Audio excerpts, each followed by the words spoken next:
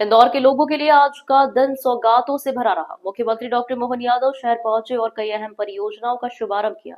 Brilliant convention centre में आयोजित कार्यक्रम में सीएम ने सबसे पहले 50 नई इलेक्ट्रिक बसों को हरी झंडी दिखाकर रवाना किया। इन आधुनिक और पर्यावरण हितैषी बसों के संचालन से शहरवासियों को बेहतर और स्वच्छ परिवहन सुविधा मिलेगी। दरअसल कार्यक्रम के दौरान मुख्यमंत्री डॉक्टर यादव ने स्वच्छता कर्मवीर सम्मान समारोह में शिरकत की। इस अवसर पर उन्होंने स्वच्छता के क्षेत्र में उत्कृष्ट कार्य करने वाले वार्डों और सफाई कर्मियों को सम्मानित किया। मुख्यमंत्री ने सफाई कर्मियों के साथ भोजन भी किया और उनके कार्यों की सराहना करते हुए उन्हें शहर की स्वच्छता का असली नायक बताया। मुख्यमंत्री ने कहा कि इंदौर की स्वच्छता पूरे देश के लिए प्रेरणा है और इसमें सफाई कर्मियों की मेहनत और समर्पण की अहम भूमिका है। उन्होंने इंदौर की जनता से अपील की कि वे स्वच्छता अभियान में सक्रिय सहयोग करते रहें ताकि शहर लगातार अपनी उपलब्धियों को नई ऊंचाई तक पहुंचा सके। वहीं मंच से अपनी उद्बोधन में मुख्यमंत्री डॉक्टर मोहन यादव ने कहा कि पिछले 24 घंटों में इंद्रदेव ने इंदौर में अच्छी बारिश कर हिसाब पूरा कर दिया। इसके बावजूद सफाई कर्मियों ने शहर को साफ रखने में कोई कमी नहीं छोड़ी। मोहन यादव ने भारतीय संस्कृति से स्वच्छता के गहरे संबंध का जिक्र करते हुए कहा कि हमारे घरों में माताएं और बहनें रात को सोने से पहले किचन साफ किए बिना चैन की नींद नहीं लेती। सीएम ने कहा कि इंदौर की चुनौतियां कम नहीं थी, लेकिन जनता और सफाई कर्मियों के सहयोग से शहर ने हर बार देश भर में स्वच्छता का परचम लहराया है। कार्यक्रम के दौरान मुख्यमंत्री ने इंदौर की बड़ी परियोजनाओं का जिक्र करते हुए कहा कि इंदौर मनमाड़ रेल लाइन जल्द शुरू होगी और इंदौर एयरपोर्ट से उज्जैन तक मेट्रो जोड़ी जाएगी।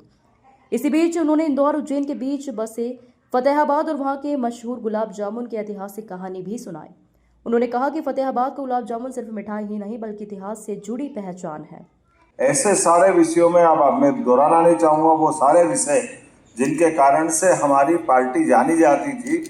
जब हमने 3 तलाक जैसे मसले पर सुप्रीम कोर्ट के इसी इंदौर के सावानो प्रकरण को, कोर्ट के निर्णय को लोकसभा के माध्यम से वोट के नज़रिए से नहीं देखा जाना चाहिए, ये बड़ा प्रतिमान स्थापित करने का प्रयास किया। राम मंदिर जैसे ज्वलंत मुद्दे पर भी देश को एकजुट रखते हुए सुप्रीम कोर्ट के निर्णय का पालन करके दिखाया। धारा 370 की गलतियों से पूरे देश ने सबक लिया और धारा 370 को समाप्त करके सुशासन की दिशा में एक अपने बाकी राज्यों के साथ जम्मू कश्मीर को भी कदम से कदम मिला के चलने के लिए तत्पर किया।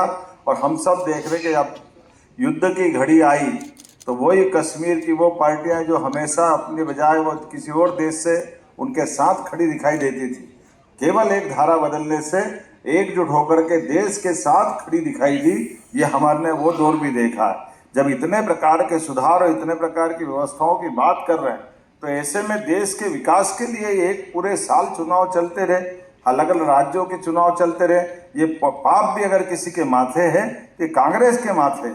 1969 के पहले कभी ऐसा नहीं हुआ था, सब चुनाव साथ ही होते थे। लेकिन एक तरफ ये संविधान की दुहाई देने वाले लोग, इन्होंने तो संविधान को धता बताकर धारा 356 और पता नहीं कितने प्रकार से अलग अलग अपने ढंग से संविधान के संशोधन भी किए।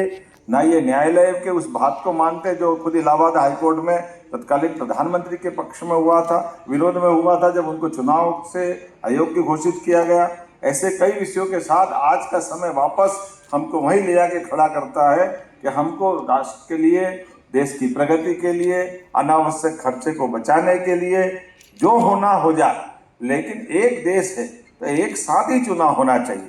तो मैं मान के चलता हूँ इस विषय की बहस लाते हुए यशस्वी प्रधानमंत्री ने पिछले 5 साल से ये जो अभियान चलाया हुआ है, ये अलग बात है कि वोटों के गणित के कारण से कई सारे लोग इसमें कई प्रकार की बात करते करते हर एक बात में से वो अपना भला देखते हैं और अपने भले के चक्कर में उनके लिए राजनीति ज़्यादा जरूरी है, राष्ट्रनीति जरूरी नहीं है। लेकिन राज्य की राजनीति के बजाय राष्ट्रनीति का आज का वाकई इस प्रकार का समय चल रहा है कि हम दोबारा अगर आज के वैश्विक परिदृश्य में भी देखें तो दुनिया का सबसे बड़े लोकतंत्र का तकाजा है कि आज सबसे ज़्यादा हमको वापस इसी मुद्दे पे आना पड़ेगा और इसी मुद्दे पे बढ़ने की आवश्यकता है।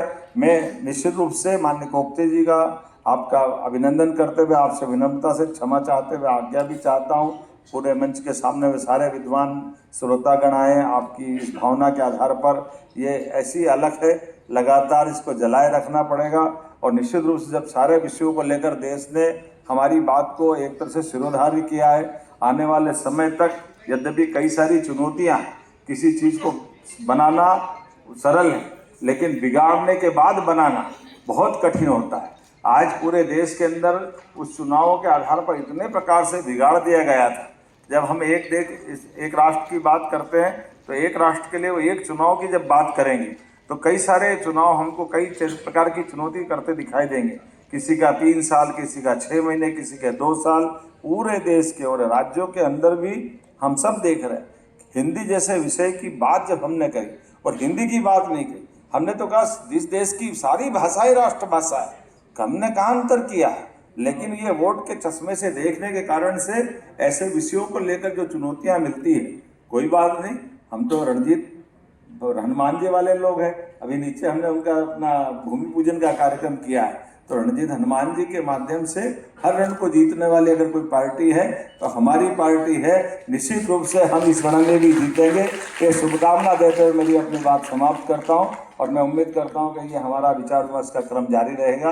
पुनः भ्रष्टता के लिए क्षमा चाहते हुए सम्मानित कोकजे जी और यहाँ के आयोजकों से मैं क्षमा चाहता हूँ कि मैं जाने की इच्छा तो नहीं थी, लेकिन सभापति माननीय नरेंद्र सिंह तोमर जी, स्वर्गीय निर्भय सिंह पटेल जी के कार्यक्रम को लेकर के वो लगभग 1 घंटे से बैठे हैं, तो मैं ऐसी कठिनाई में आपको थोड़ा सा आपसे आपका आशीर्वाद चाहते हुए विनम्रता से जाने की आज्ञा चाहता हूँ। बोलिए भारत माता की। इंदौर से नेशन टाइम की रिपोर्ट।